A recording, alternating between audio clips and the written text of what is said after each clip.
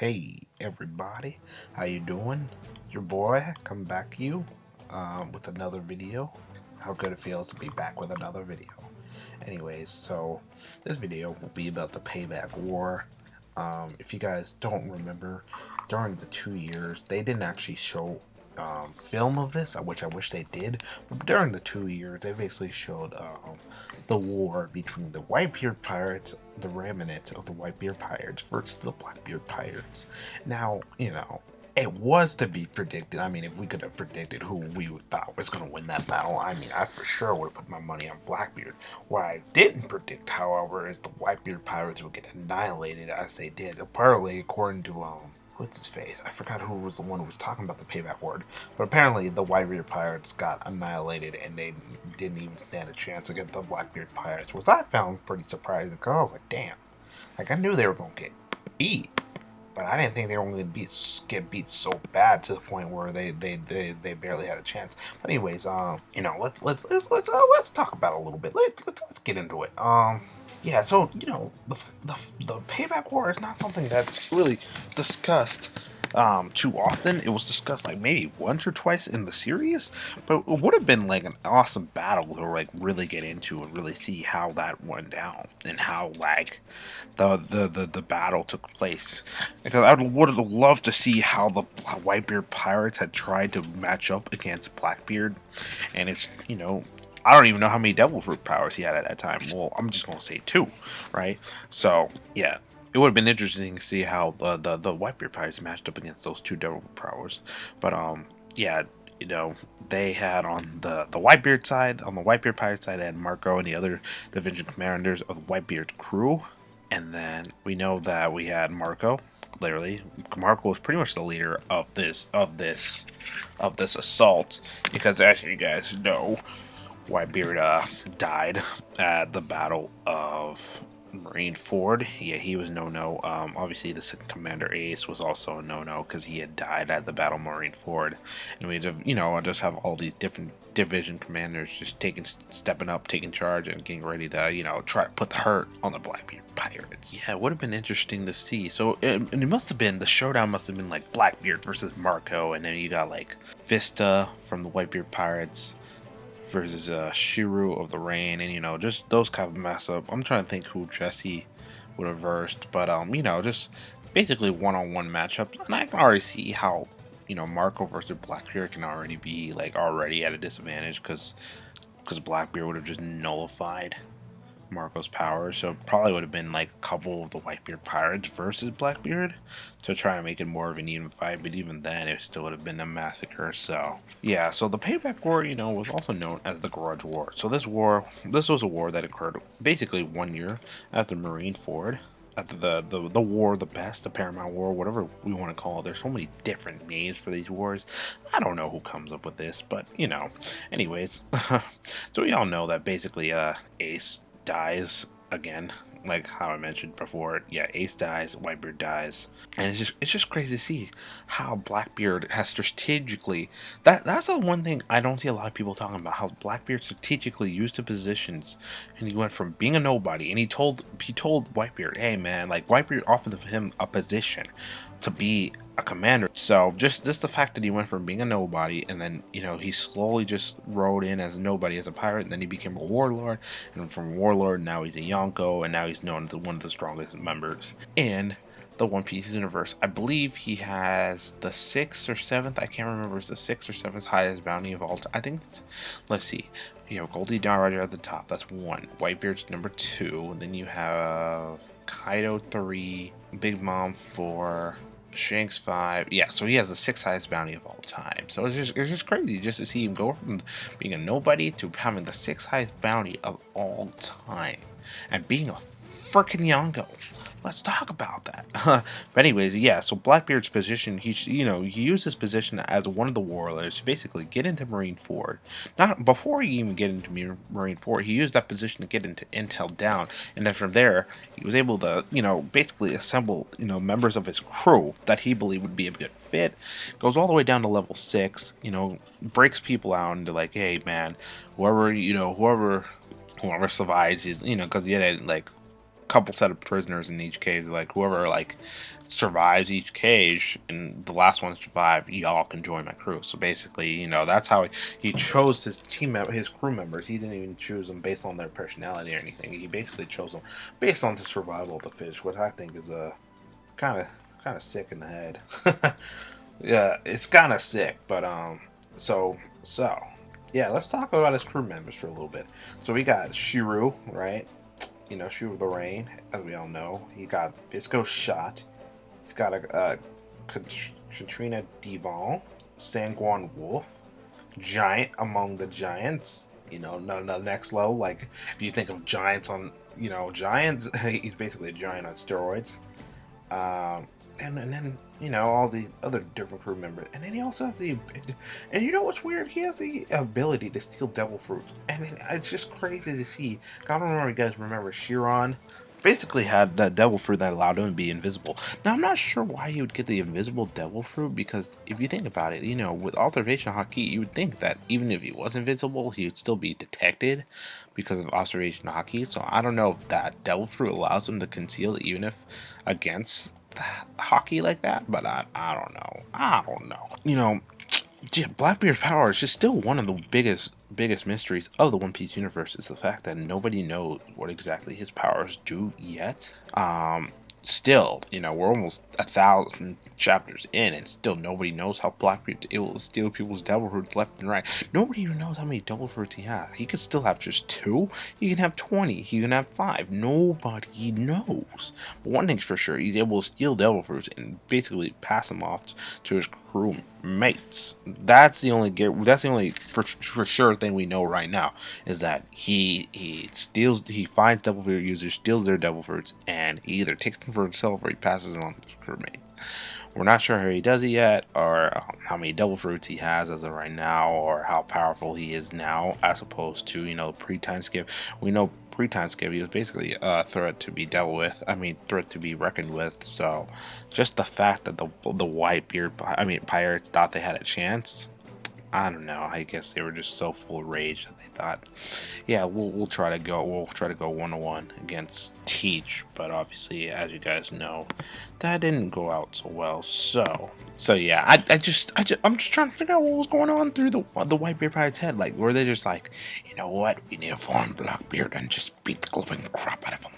That's what we need to do in order to redeem Whitebeard.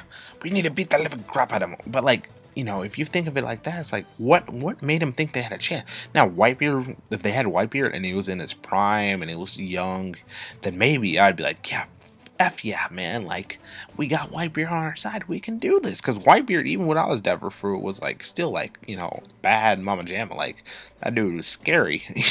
Even without his devil fruit powers. So it's like, you know, with that alone, I'd be like, okay, you know, maybe we have a chance. But like, no Whitebeard, like, that's a huge force you would need on your side in order to have a chance. It's just like, oh no, we don't have them. So yeah, so it's just I only wished that they really showed how the battle played out, because I would have loved to see. Obviously, we all know in the end that they did take the huge L. I would have loved to see just how that battle played out, like how it is like they were trying to nullify Blackbeard's powers. Where did they succeed in actually, you know, finding a weakness to it, or like a way around it, or did they just, you know, completely just get annihilated and not even, like, you know, deal any damage to the Blackbeard pirates? Speaking of the Blackbeard pirates, I wonder if because there's a 10th member. You have Blackbeard, and then you have the 9 commanders, right? So I wonder about the 9th commander. I wonder if they had assembled that commander before the war, or they had gotten that 9th commander after the war. And, you know, Oda has been on a really good job of keeping that 9th commander secret, and I want to know why. I really want to know why he, you know, going through, you know, the hassle of making that 9th commander a secret. It's like, what's so special about the new guy, that makes it so, like, Oda wants to prevent people from knowing who he is yet? And I really want to know, was he part of the Payback War? Because if he was, that definitely, you know, changes things. Like, was he someone who he had assembled, who he had added to the crew before, you know, Marco and his men came across and said, hey, we're gonna put a stop to you, Blackbeard, or was it someone that you just happened to had come across or come across during his Yonko what do you call it, Yonko building stage when he was trying to reclaim Whitebeard's territory? Was it just happened to be someone who came across and it was like, join my crew? So that's what I want to know. Would have been the craziest thing. The craziest thing it would have been the night. I don't think it played out this way, but the craziest thing would have been if the Knife Commander was someone that when the Whitebeard pirates got their booty spanked, got their butt whooped.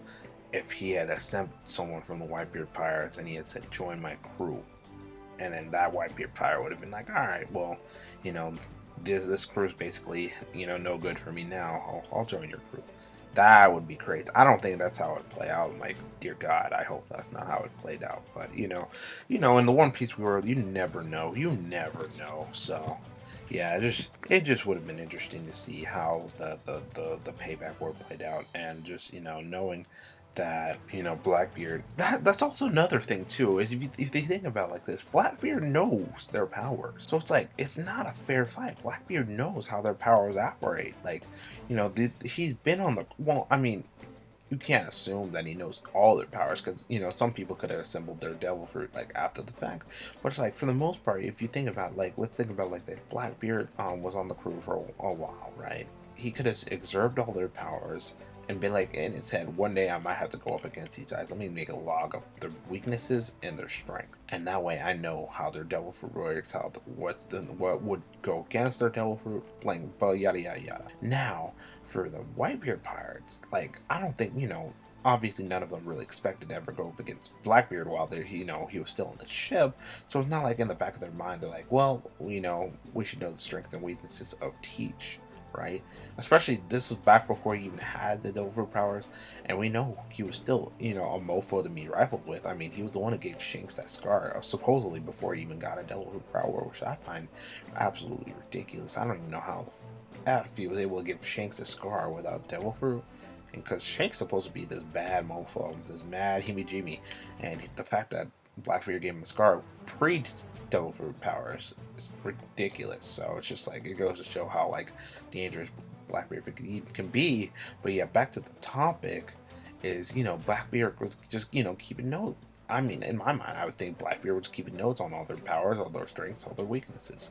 So, when they go to fight again, it's like that log in the back of his mind. And knowing Blackbeard, the strategist he is, I have no doubt in my mind, he was probably like, he probably planned in his head, like, if I was to leave this crew, one day it could turn into like a all-out war between my crew that I'll assemble in there. So it's better that I just record their strengths and weaknesses in my head, and that way I can have a better fight chance of taking them down. But yeah, so Blackbeard knows all their strengths and weaknesses, but as opposed to like Blackbeard himself, like nobody really knows how the devil power works, at least not in terms of the Whitebeard pirates.